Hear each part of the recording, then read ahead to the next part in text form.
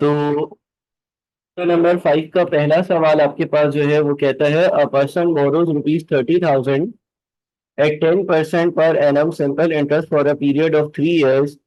Calculate the total amount he will have to pay at the end of third year. Simple interest का सवाल है, formula लगेगा S is equal to P one plus R T, क्योंकि उसने ये पूछा है कि टोटल अमाउंट इस बंदे को कितना पे करना होगा तीसरे साल के आखिर में। अब हमारा पी यानी कि जो हमने अमाउंट बोरो किया है वो 30,000 है।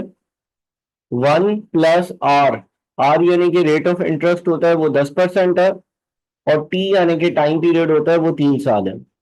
ठीक है, हम यूज करें S is equals to P one plus R T. P हमारा प्रिंसिपल है यानी कि 30,000 रुपए है, आर जो है वो रेट ऑफ इंटरेस्ट है यानी कि 10% है, और 3 साल की बात हो रही है तो हमने यह नंबर यह इसमें 3 डाल दिया।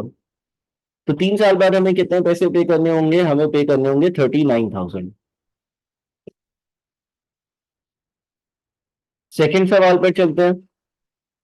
A person borrows ₹30,000 at 10% per annum compound interest for a period of 3 years. Calculate the total amount he will have to repay at the end of third year. अब यूज होगा formula S is equal to P one plus I की power N, इसलिए क्योंकि यहाँ पर compound interest की बात हो रही है। इस केस में हो जाएगा 30,000, इस केस में हो जाएगा 30,000 मल्टीप्लाइड बाई वन प्लस 10% की पावर थ्री। ठीक है, 30,000 मल्टीप्लाइड बाई वन प्लस 10% की पावर थ्री। इसलिए क्योंकि यहाँ पर कंपाउंड इंटरेस्ट की बात हो रही है तो हम कंपाउंड इंटरेस्ट का फॉर्मूला यूज करेंगे और हमारा जो आंसर होगा वो हो जाएगा 39,930। सही है। अगला, the person invest ₹20,000 at 10% per annum simple interest and 25,000 at 10% compound interest. Both investments are for a period of 2 years.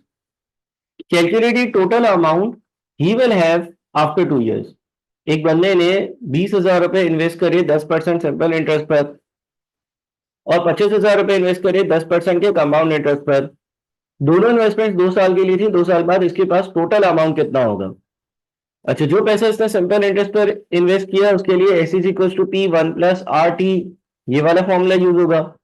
2 साल बाद ये अमाउंट कितना हो जाएगा? 20,000 multiplied by 20,000 multiplied by one plus R, R यानी कि रेट ऑफ इंटरेस्ट यानी कि 10% इंटू टी यानी कि टाइम पीरियड यानी कि 2 साल। तो 20,000 into one plus 10% power two, 20,000 into one plus 10% power two, ये आपके पास जो पहली अमाउंट है ना उसकी जो इन्वेस्टमेंट है उसका अमाउंट आ जाएगा। ठीक है जी। और उसके बाद फिर हम दूसरी जो अमाउंट है उसकी अगर बात करें, अगर हम दूसरी अमाउंट की बात करें तो पहली अमाउंट हो गई, ये बन जाएगी 24,000। दूसरी अमाउंट उसने कंपाउंड इंटरेस्ट पर इन्वेस्ट करी है तो S is equal to P one plus I की पावर एन, ये वाला फॉर्मूला यूज होगा। और दूसरी अमाउंट कितनी बन जाएगी? दूसरी अमाउंट बन जाएगी 25,000 multiplied by one plus 10%, one plus I की पावर एन होता है तो वन प्लस 10% की पावर टू। अब उसने ये बोला था ये दोनों अमाउंट्स कितनी बन जाएंगी टोटल, तो 24,000 पहली अमाउंट होगी, 30250 दूसरी अमाउंट होगी, यानी कि दोनों अमाउंट्स का टोटल 54,250 होगा। Fourth question, a person invested a certain amount for a period of 5 years at 15% per annum simple interest. एक बंदे ने जो है वो कुछ पैसे जमा करे 5 सालों के पीरियड के लिए 15% के सिंपल इंटरेस्ट पर। If the interest amount per annum is 150,000 rupees, compute the total amount invested. अब वो बोल रहे हैं अगर एक साल का इंटरेस्ट 1.5 लाख था तो आप ये बताओ इसने कितनी अमाउंट इन्वेस्ट करी होगी। ठीक है। अच्छा, अगर मैं I is equal to P into R into T का फॉर्मूला यूज करता हूं तो इसमें आई हमारे पास इंटरेस्ट होता है, पी जो है वो प्रिंसिपल या अमाउंट होता है, आर जो है वो रेट ऑफ इंटरेस्ट होता है, और टी जो है वो टाइम पीरियड होता है। अब देखो 1.5 लाख रुपए का जो इंटरेस्ट है ना, 1.5 लाख रुपए का जो इंटरेस्ट है, 150,000 का इंटरेस्ट है, वो कितने टाइम पीरियड का है? बोलते हैं ये 1 साल का होगा। और रेट कितना है? 15% है। और हमें ढूंढना क्या है? पी ढूंढना है। तो अगर हम ये वाला फॉर्मूला यूज करते हैं तो ये बन जाएगा 1.5 lakh is equals to P into R into T. ठीक है जी, तो ये बन जाएगा 1.5 लाख डिवाइडेड बाय 15%। यानी कि कितना बनेगा? 1.5 लाख डिवाइडेड बाय 15% करो, 1.5 लाख डिवाइडेड बाय 15% करो, कितना आता है? 1 मिलियन रुपए इसने इन्वेस्ट करे होंगे। बात समझ में आ रही है? 1 मिलियन रुपए इन्वेस्ट करे होंगे। अच्छा सर, यहाँ पर 5 साल का कोई काम नहीं होगा? कोई काम नहीं होगा, इसलिए क्योंकि हमने इंटरेस्ट कितने सालों का लिया है? हमने 1.5 लाख रुपए 1 साल का इंटरेस्ट लिया है। अगर हम 1.5 लाख को 5 से मल्टीप्लाई कर लेते, अगर हम 1.5 लाख को 5 से मल्टीप्लाई कर लेते और 7.5 लाख की वैल्यू यूज कर रहे होते, तो फिर हम टी को 5 लेते, लेकिन यहां पर जरूरत नहीं है। अगला सवाल, a person invested certain amount for a period of 4 years at 10% per annum compound interest. एक बंदे ने कुछ पैसे 4 सालों के लिए 10% के कंपाउंड इंटरेस्ट पर इन्वेस्ट करे। एक बंदे ने कुछ पैसे, ठीक है। अच्छा भैया, मैं वापस से समझा देता हूं बेटा। यहाँ पर ये 1.5 लाख रुपए का जो इंटरेस्ट लिया है, ये कितने सालों का लिया है? ये 1.5 लाख रुपए का इंटरेस्ट क्या 5 सालों का है या 1 साल का है? सवाल में लिखा हुआ था कि if the interest amount per annum is rupees 150,000, यानी कि ये 1 साल का इंटरेस्ट है। जब आप 1 साल का इंटरेस्ट ले रहे हो तो टाइम पीरियड में भी 1 साल लोगे। इस सवाल को सॉल्व करने का दूसरा तरीका ये होता कि तुम 5 सालों का इंटरेस्ट लो। 5 सालों का इंटरेस्ट कितना बनता है? 7.5 लाख। 1 साल का अगर 1.5 लाख है तो 5 सालों का कितना बनता है? अगर 1 साल का 1.5 लाख रुपए इंटरेस्ट है तो 5 सालों का कितना बनेगा? 5 सालों का 7.5 लाख बनेगा, 5 से मल्टीप्लाई कर कर। इस केस में अगर इस तरह से सॉल्व करो ना, तो फिर आप टी जो है वो 15 ले लेना और टी जो है वो 5 ले लेना, और फिर भी आपका आंसर सेम आएगा। आपको इस बात को समझने की जरूरत है कि जब I is equals to P R T वाला फॉर्मूला यूज किया जाता है, तो I is equals to P R T वाले फॉर्मूले में आई जो होता है वो इंटरेस्ट होता है, उस टाइम पीरियड का इंटरेस्ट होता है जिस टाइम पीरियड के लिए आपने टी यूज किया। बात समझ में आई? ठीक है, बात समझ में आ गई? आई जो है ना, वो आपके पास 7.5 लाख रुपए का इंटरेस्ट है। अगर आप टी को 5 यूज करोगे तो फिर यहां पर 7.5 लिखना। अगर आप टी को अगर आप आई 1 साल का इंटरेस्ट लिखोगे तो फिर टी जो है वो 1 लिखना। अच्छा अगला, a person invested certain amount for a period of 4 years at 10% per annum compound interest। एक बंदे ने कुछ पैसे कितने नहीं पता, कुछ पैसे, एक बंदे ने कुछ पैसे एक बंदे ने कुछ पैसे इन्वेस्ट करे, 10% पर इन्वेस्ट करे। एक बंदे ने कुछ पैसे 10% पर इन्वेस्ट करे, कितने टाइम पीरियड के लिए इन्वेस्ट करे? 4 सालों के लिए इन्वेस्ट करे। A person invested certain amount for a period of 4 years at 10% per annum compound interest। If the total amount received by him at the end of fourth year is 366025, compute the amount that was invested by him। यानी कि जो S है वो दिया हुआ है 366025। ठीक है, और कंपाउंड इंटरेस्ट का केस है तो S is equal to P 1 + i N वाला फॉर्मूला यूज होगा। 366025 is equals to P 1 + 10% power 4। तो पी जो होगा वो आपको क्या हो जाएगा? 366025 डिवाइडेड बाई 1.1 की पावर 4, है ना। 1 + 10% 1.1 होता है, तो 366025 डिवाइडेड बाई 1.1 की पावर 4, आंसर आता है 2.5 लाख रुपए। 2.5 लाख रुपए जो है वो आपका इन्वेस्टेड अमाउंट होगा। क्लियर है?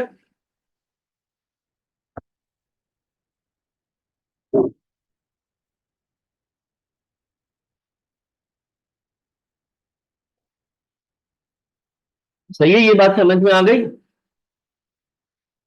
अच्छा आगे चलते हैं। Which of the following will have the highest future value या सम?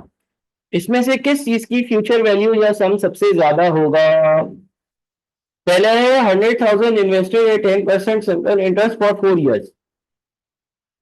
अच्छा सिंपल इंटरेस्ट के केस में फॉर्मूला यूज होता है S is equal to P 1 + RT। Compound interest के केस में फॉर्मूला होता है S is equal to P 1 + I⁴ n। तो अगर हम पहले केस की बात करें तो 1 लाख रुपया इन्वेस्ट कर रहा है, 1 + 10% का रेट है पावर 4। ठीक है, P is equal to 1 + RT। P जो होता है ना वो आपके पास प्रिंसिपल होता है, वो 1 लाख है। 1 + 10%, R यानी कि रेट ऑफ इंटरेस्ट 10% है, और T यानी कि टाइम पीरियड जो है वो 4 साल है। ठीक है, तो आपके पास अगर पहले वाले केस की फ्यूचर वैल्यू देखें तो वो बनती है 1,40,000। दूसरे वाले केस की फ्यूचर वैल्यू क्या बनेगी? 2.5 lakh multiplied by 1 + R into T. ठीक है, सेम केस है ना, 2.5 lakh multiplied by 1 + RT। S is equal to P 1 + RT हमने वापस से यूज किया, यानी कि 2.5 lakh multiplied by 1 + 8% into 3 use किया, तो इस केस में हमारे पास आंसर बनता है 3,10,000। अच्छा उसके बाद फिर 3 लाख रुपए मल्टीप्लाइड बाई 1 + 10% पावर 2, ये बन जाते हैं 360। और आखिरी केस में 1 लाख रुपया मल्टीप्लाइड बाई 1 + RT। तो अब आप देखो कि इन चारों में से एक 40, 3 10, 3 60, एक 36 सबसे ज्यादा क्या है? उसने पूछा था कि इन चारों में से किसकी फ्यूचर वैल्यू सबसे ज्यादा होगी। किसकी फ्यूचर वैल्यू सबसे ज्यादा है? 3 लाख रुपए वाले की ना, सी की, ये वैल्यू सबसे ज्यादा है। सही है। अच्छा क्वेश्चन नंबर 7 पर चलते हैं। Which of the following will have highest future value slash sum? किसकी फ्यूचर वैल्यू या सम सबसे ज्यादा होगा? दोनों सवालों में डिफरेंस ये है कि दूसरे सवाल में हम लोग कंपाउंड इंटरेस्ट यूज कर रहे हैं। तो पहले केस में 1 लाख मल्टीप्लाइड बाई 1 + 10% पावर 3। दूसरे केस में 2 लाख मल्टीप्लाइड बाई 1 + 12% पावर 2।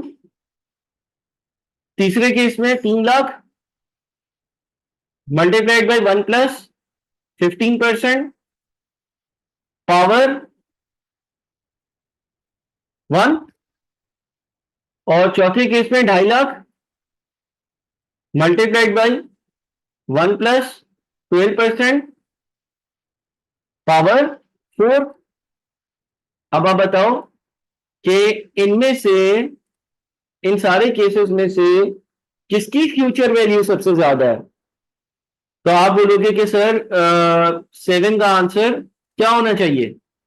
7 का आंसर, उससे पूछा था कि विच of the following will have the highest future value या सम? किसकी फ्यूचर वैल्यू या सम सबसे ज्यादा है?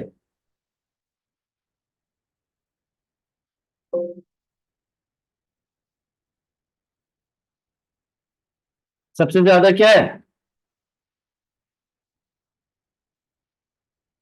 डी है ना। ठीक है, सबसे ज्यादा जो फ्यूचर वैल्यू है वो डी की है। अच्छा 8, विच of the following future values will have highest present values? तो बोल रहे हैं कि ये सारी फ्यूचर वैल्यूज है, इसमें से किसकी प्रेजेंट वैल्यू, इसमें से किसकी प्रेजेंट वैल्यू सबसे ज्यादा होगी? तो अब क्योंकि कंपाउंड इंटरेस्ट है तो हमारा फॉर्मूला होता है P is equal to S divided by 1 + I⁴ N. ठीक है, पहले केस में क्या होगा? 2.5 लाख डिवाइडेड बाई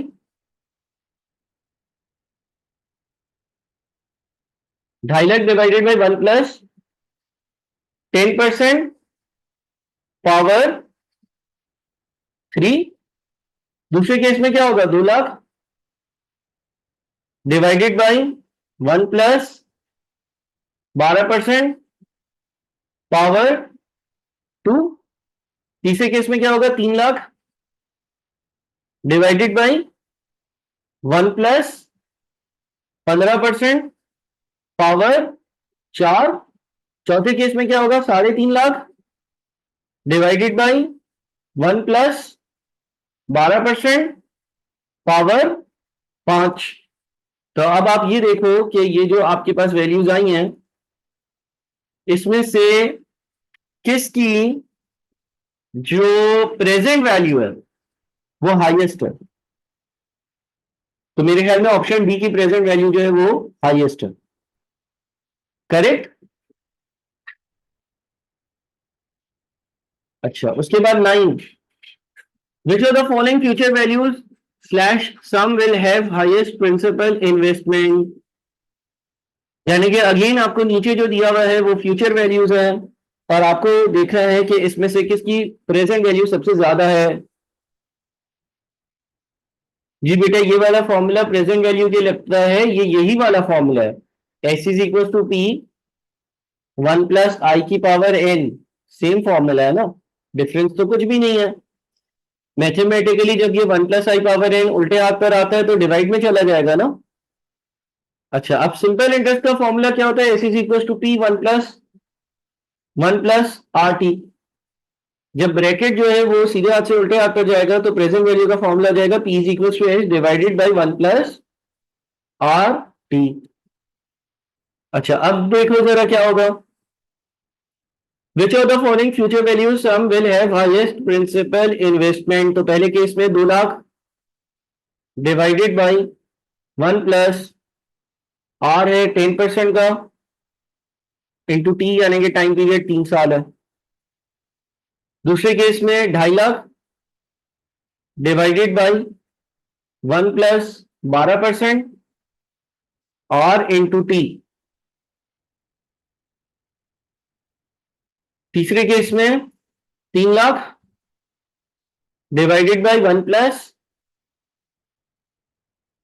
आर यानी कि 15% इंटू टी। चौथे केस में 5 lakh divided by 1 plus r यानी कि 20% इंटू टी। क्या है सबसे ज्यादा? अगेन ऑप्शन डी लग रहा है ना, सही है। Which of the following will have highest effective annual rate. ER का क्या फॉर्मूला पड़ा है, ER is equal to 1 plus nominal rate upon m power m minus 1, है ना। पहले केस में क्या है, पहले केस में आपके पास होगा 1 plus 10% divided by compounded semi value है तो डिवाइडेड बाय 2, पावर में भी क्या आएगा 2 माइनस 1। परसेंटेज में कन्वर्ट करने के लिए हम परसेंटेज के सिंबल से मल्टीप्लाई कर लेते हैं, ठीक है। ये इफेक्टिव एनुअल रेट का हमारा फॉर्मूला होता था। इफेक्टिव एनुअल रेट के फॉर्मूले में एम जो है, अगर कंपाउंडेड सेमी एनुअली है तो M2 होता था, कंपाउंडेड क्वार्टरली है तो M4 होता था, मंथली है तो 12 होता था। तो पहला केस तो 10.25% आया। अच्छा, दूसरा वाला रेट जो है ना वो है ही 12% एनुअली। दूसरा वाला रेट तो है ही 12% एनुअली। तीसरा वाला रेट क्या होगा, 1 plus 9.5% divided by 4 power 4 minus 1। तो ये आ जाएगा 9.84%। उसके बाद आखिरी मंथली है तो 1 plus 9% divided by 12 power 12 minus 1, ठीक है। तो ये आता है आपके पास 9.38%। अब सबसे ज्यादा क्या है, सबसे ज्यादा 10.25% है। आई बात समझ में? बात समझ में आ रही है क्लियर है यहां तक? अच्छा जी, एक काम करते हैं, कुछ और सवाल भी करते हैं।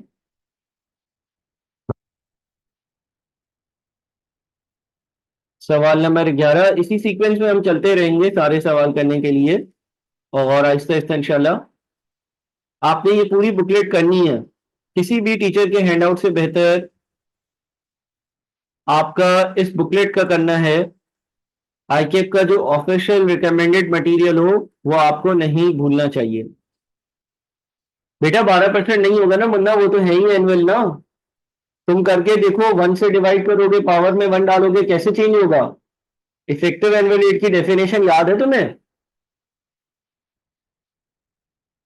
चलो 13, 14 और ये 15, आहिस्ता आहिस्ता सारे टॉपिक्स करवाऊंगा।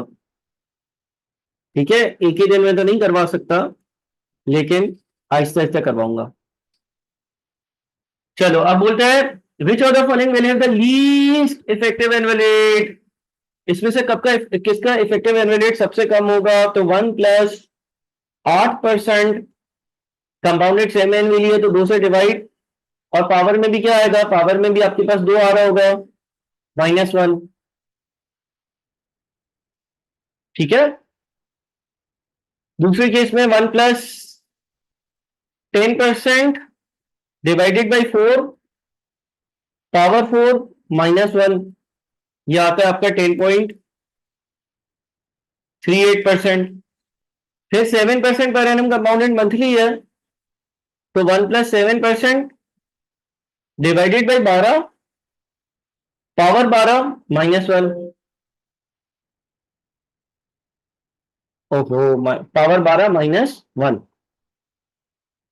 उसके बाद आखिरी है आपके पास एनुअली। एनुअली का इफेक्टिव एनुअल रेट और नॉमिनल रेट दोनों सेम होते हैं। क्या आंसर होगा बताओ? 11 में उसने पूछा है कि सबसे कम जो है ना, सबसे कम कौन सा रेट है? बताओ 11 का क्या आंसर होगा? सी होगा। ठीक है, लोएस्ट जो है वो हमारे पास 7.23% है। अच्छा, उसके बाद बोलते हैं, what will be the effective annual rate for 12% per annum compounded semi annually. तो 1 प्लस 12% कंपाउंडेड सेमी एनुअली है तो 12 से डिवाइड, पावर में भी 12 -1, ये आएगा आपके पास 12.68%। अच्छा, उसके बाद फिर अगला आपके पास 12.68%, बस यही था क्या? एक minute, what be the effective annual rate for 12% per annum compounded semi annually, sorry semi annually है ना, तो 2 से डिवाइड और पावर में भी 2, 12.36%, सी आंसर होगा। क्लियर है? सही है। अच्छा, उसके बाद फिर 13, what will be the nominal rate compounded semi-annually, what will be the nominal rate compounded semi-annually for 10% per annum effective annual rate? अब आपसे उल्टा पूछा जा रहा है, आपको इफेक्टिव एनुअल रेट दिया गया है और आपको नॉमिनल रेट ढूंढना है। फॉर्मूला होता है effective annual rate is equals to 1 plus nominal rate divided by m power m -1। अब आपको ER दिया हुआ है 10%, तो 10% is equals to 1 plus NR आपने ढूंढना है, कंपाउंडेड सेमी इनवेली है तो डिवाइड बाय 2 और पावर में भी 2 -1। अच्छा, 10% का मतलब होता है 0.1, 10% का मतलब होता है 0.1, so 0.1 is equal to 1 plus NR upon 2, power 2 -1। 1 उल्टे हाथ पर आएगा, ऐड होगा तो 1.1 is equal to 1 plus nominal rate upon 2, power 2। Power 2 उल्टे हाथ पर जाएगा तो पावर 1.1 बन जाएगा। ठीक है ना, पावर 0.5 बन जाएगा। देखो, अगर सीधे हाथ पर पावर 2 है ना, अगर सीधे हाथ पर पावर 2 है, अगर सीधे हाथ पर पावर 2 है, वो पावर सीधे हाथ से उल्टे हाथ पर जाती है तो 1 डिवाइडेड बाई 2 बन जाती है, और 1 डिवाइडेड बाई 2 का मतलब होता है 0.5, तो ये बन जाएगा 1.1 की power 0.5 is equal to 1 plus NR upon 2। ठीक है। अब 1.1 की पावर 0.5 क्या होती है? 1.1 की पावर 0.5 क्या होती है भाई? ये आती है 1.0488। ठीक है, 1.0488। तो ये है 1.0488 इज इक्वल्स टू, यहां पर है 1 प्लस नॉमिनल रेट अपॉन 2। ठीक है। अब 1 जो सीधे हाथ पर है वो उल्टे हाथ पे जाएगा, तो माइनस होगा, तो ये हो जाएगा 0.0488 is equals to NR upon 2। 2 उल्टे हाथ पर जाएगा तो मल्टीप्लाई होगा। तो अगर हम मल्टीप्लाई करते हैं, एक मिनट रुकिएगा जरा। हाँ, अगर हम मल्टीप्लाई करते हैं 0.0488 इंटू 2, तो ये 0.096 बनता है। 0.0976 इज इक्वल्स टू एनआर बनता है। और फिर एनआर जो होगा वो अगर परसेंटेज में देखेंगे तो 9.76% बनेगा। ठीक है। तो 9.76% यानी कि 13 का आंसर जो है वो सी होगा। अच्छा, सर के फॉर्मूले में एनआर को पहले ही इक्वल्स टू में ले आएंगे। हाँ, ऐसा भी कर सकते हैं कि हम एनआर को, एनआर के फॉर्मूले, हम जो है ना वो एनआर का फॉर्मूला बना लें। एनआर का फॉर्मूला बना लें, ऐसा भी कर सकते हैं। देखो, या तो इस तरीके से सॉल्व कर लो, या तो आप एनआर का फॉर्मूला बना लो। एनआर का फॉर्मूला कैसे बना सकते हो? एनआर का फॉर्मूला आप इस तरह से बना सकते हो कि ये ई ए आर प्लस 1। अच्छा, पावर वहां पर जो एम है यहां पर आएगी तो पावर 1 ओवर एम हो जाएगी, is equals to 1 plus N R upon 2, N R upon m है। फिर 1 उधर जाएगा तो ये हो जाएगा ई ए आर प्लस 1 की power 1 over m minus 1 multiplied by m is equals to N R. ये फॉर्मूला भी यूज कर सकते हो। ठीक है, ये वाला फॉर्मूला भी यूज कर सकते हो। मैंने जो ओरिजिनल फॉर्मूला था उससे पहले मैंने -1 लेफ्ट साइड पे लेकर गया तो +1 बन गया। यहां पर पावर m थी, उल्टे हाथ पर गई तो पावर 1 ओवर m हो गई। फिर ये जो ब्रैकेट के अंदर 1 है, ये जब उल्टे हाथ पर जा रहा है तो -1 आ रहा है। और ये जो m यहाँ nr से डिवाइड हो रहा था वहां जाएगा कर जाकर मल्टीप्लाई होगा। इस दूसरे तरीके से अगर हम सॉल्व करेंगे तो आपके पास क्या होगा, ई ए आर यानी कि 10% +1, पावर में अगेन आपके पास 1 ओवर m है या 1/2 है यानी कि 0.5 है, -1। और फिर ब्रैकेट के बाहर जो है ये पूरा ब्रैकेट जो है वो मल्टीप्लाई हो रहा है m से। m आपका 2 है क्योंकि कंपाउंडेड सेमी एनवेली था। देखिए, इससे भी आपका आंसर सेम आएगा। क्लियर है? बताएं भाई, क्लियर हो गया? सही है ना? इस तरह से भी आप इसको सॉल्व कर सकते हो। अच्छा जी, उसके बाद फिर अगला सवाल कहता है which of the following statement is correct. इसमें से कौन सा जुमला सही है? Effective annual rate for 10% per annum compounded semi annually will be more than 10%। Compounded semi annually 10% का इफेक्टिव एनुअल रेट जो है वो 10% से ज्यादा होगा। ठीक है, effective annual rate for 10% compounded semi annually will be more than 10%। निकाल लेते हैं। 1 प्लस 10% डिवाइडेड बाई 2 पावर 2 -1।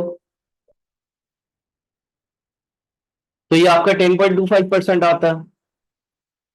सही है जी, ये आपका 10.25% आता है। तो पहला ही जुमला सही है। दूसरे तीसरे जुमले को शायद देखने की जरूरत भी नहीं है। अगर हम पहला जुमला चेक करते हैं तो पहला जुमला ही हमारा जो है वो सही आ रहा है। सही कह रहा हूं? ठीक है जी। उसने बोला था कि अगर 10% कंपाउंडेड सेमी एनुअली हो तो उसका जो इफेक्टिव एनुअल रेट होगा वो 10% से ज्यादा होगा, है ही 10% से ज्यादा। तो 14 का तो आंसर लग ही रहा है कि ए होगा। सही है। अच्छा, 15 a person has two investment options. एक बंदे के पास दो इन्वेस्टमेंट करने के ऑप्शन है। आपसे ये पूछा जा रहा होगा कि कहाँ इन्वेस्टमेंट करे। Invest rupees 500,000 for 3 years at 10% per annum compounded semi-annually. Invest rupees 500,000 for 3 years at 8% per annum compounded quarterly. He has to select one of the options for investment where he must invest. Option 1, option 2, both options are indifferent and hence he can opt for any one of the options cannot be determined with the data available. देखो अगर पहली जगह investment करेगा तो 5 lakh invest करेगा 500,000 multiplied by 1 plus आई है 10%. Compounded सेमिनली का case है तो इंटरेस्ट की परसेंटेज 2 से डिवाइड होती है और नंबर ऑफ इयर्स 2 से मल्टीप्लाई होते हैं तो 3 इंटू 2 6 होगा. याद है ना आपको ये रूल? अगर कंपाउंडेड सेमिनली हो तो इंटरेस्ट की परसेंटेज 2 से डिवाइड पावर 2 से मल्टीप्लाई. तो पहली जगह पर अगर मैंने पैसे इन्वेस्ट करे तो वो 3 साल बाद 670047.8 बन जाएंगे. दूसरे केस में 5 lakh multiplied by 1 plus 8% compounded quarterly है तो 4 से डिवाइड और नंबर ऑफ इयर्स को भी 4 से मल्टीप्लाई 12. ये 634120.9 हो जाएंगे. इसका मतलब ये हो गया कि जो सेकंड जगह है वहां पर इन्वेस्टमेंट करने से ज्यादा फायदा होगा. हमें दूसरी वाली जगह पर इन्वेस्टमेंट करनी चाहिए. यहां पर हमने पहले 15 एमसीक्यूज आज की लाइव क्लास में सॉल्व कर लिए और मजीद डिस्कशन हम अब व्हाट्सएप ग्रुप पर करते हैं और इसी तरह की अगली क्लास में भी मैं आप लोगों को 15-20 सवाल करवा दूंगा.